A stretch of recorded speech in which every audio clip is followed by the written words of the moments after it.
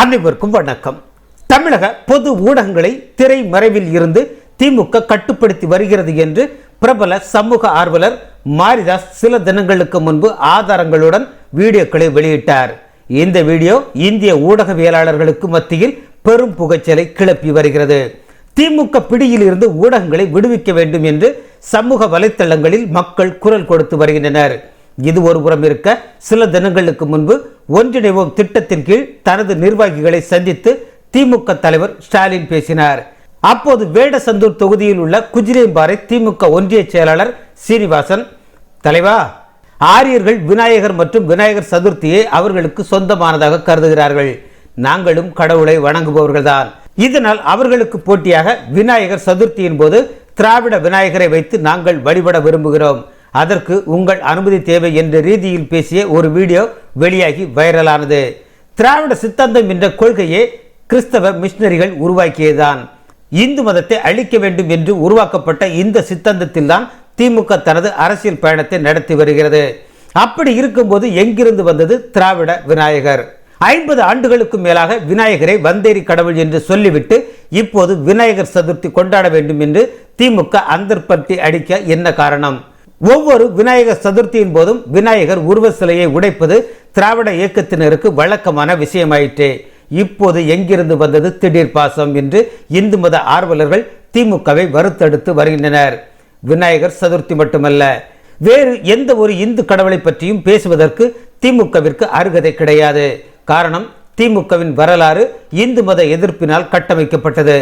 அந்த காலத்தில் இந்தியாவை கைப்பற்றிய ஆங்கிலேயர்கள் 2 விஷயத்தில் குறியாக இருந்தனர். ஒன்று, இந்துக்களை மதம் மாற்ற வேண்டும். மற்றொன்று, இந்துக்கள் ஒற்றுமையாகிவிடக் கூடாது. இந்த 2 குறிக்கோளை நிறைவேற்றிக் கொள்ள கிறிஸ்தவ மிஷனரிகளால் உருவாக்கப்பட்டதுதான் ஆரிய திராவிட இன பிரிவினைவாதம். இந்த போலி ஆரிய திராவிட பிரிவினையை பயன்படுத்தி தமிழகத்தில் பெருமளவு மதமாற்ற பணிகளில் ஈடுபட்டவன் ராபர்ட் கால்டுவெல் என்ற கிறிஸ்தவ மிஷனரி. ஆக, கிறிஸ்தவ மிஷனரிகளால் உருவாக்கப்பட்ட திராவிட சித்தாந்தத்தையும் ராபர்ட் கால்டுவெல் போன்ற மிஷனரிகளையும் பின்பற்றித்தான் திமுக இத்தனை ஆண்டுகால அரசியல் நடத்தி வருகிறது. அதுபோல கிறிஸ்தவ மதமாற்றம், தேச பிரிவினை ஆகிய 2 முக்கியமான மிஷனரி அம்சங்களை திமுக இத்தனை ஆண்டுகாலம் தெளிவாக பின்பற்றி வந்துள்ளது என்பதை வரலாற்றை பார்த்தால் புரிந்து கொள்ள முடியும். அடைந்தால் திராவிட நாடு, இல்லையேல் சுடுகாடு என்று தேச பிரிவினையால் குரல் கொடுத்தது திராவிட இயக்கம். அடுத்து பகுத்தறிவு என்ற பெயரில் இந்து மதத்தையும் இந்து தெய்வங்களையும் இந்து சம்பிரதாயங்களையும் மட்டுமே குறிவைத்து கொச்சைப்படுத்தும் இந்த கும்பல். ஆனால் ரம்ஜானுக்கு காய்ச்சும் கஞ்சியை தீக்கவினர் குடிப்பார்கள். கிறிஸ்துமஸ் விழாவில் கலந்து கொண்டு கேக் வெட்டி கொண்டாடி மகிழ்வார்கள். இந்து மத பண்டிகையான தீபாவளி, விநாயகர் சதுர்த்தி ஆகியவற்றுக்கு வாழ்த்து கூட தெரிவிக்க மாட்டார்கள். அதைவிட இந்துக்களின் பண்டிகையான பொங்கலை மத சார்பற்ற பண்டிகையாகவும், இந்து தமிழ் புத்தாண்டான சித்திரை 1 மொத்தமாக நீக்கிவிட்டு அதற்கு பதிலாக சம்பந்தமே இல்லாமல் ஒரு நாளை தமிழர் புத்தாண்டாக அறிவித்து துரோகம் செய்த கட்சி திமுக. காரணம், அப்போதுதான் பூர்வக்குடி இந்துக்களான தமிழர்களை மதம் அற்றவர்களாக சித்தரிக்க முடியும். பிறகு அவர்களை மிஷனரிகள் மதம் மாற்ற எளிதாக இருக்கும்.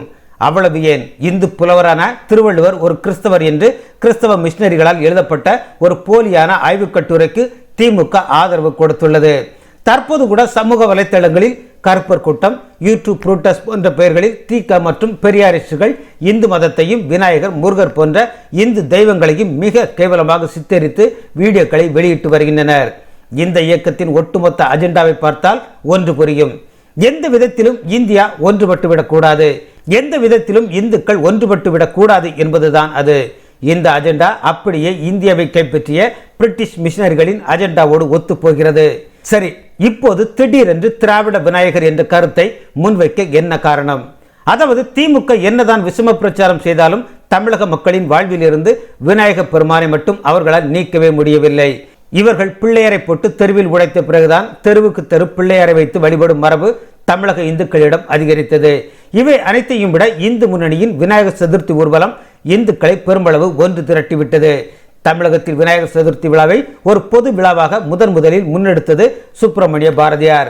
மகாராஷ்டிராவில் இந்துக்களை ஒன்றிணைத்து ஆங்கிலேய ஏகாதிபத்தியத்திற்கு எதிராக போராட வைப்பதற்கு விநாயகர் சதுர்த்தி விழாவை பயன்படுத்தினார் பால கங்காதர திலகர். அதை பின்பற்றி தமிழகத்திலும் இந்துக்களை ஒன்றிணைத்து ஆங்கிலேய மிஷனரி ஏகாதிபத்தியத்திற்கு எதிராக திருப்ப பாரதியார் விநாயகர் சதுர்த்தியை பயன்படுத்தினார். பாரதியாருக்கு பிறகு விநாயகர் சதுர்த்தி விழா ஒரு பொது விழாவாக நடப்பது நின்றுவிட்டது. இதற்கிடையே இந்தியா சுதந்திரம் அடைந்ததும் தமிழகத்தில் திராவிட கட்சிகளின் ஆட்சி மலர்ந்தது.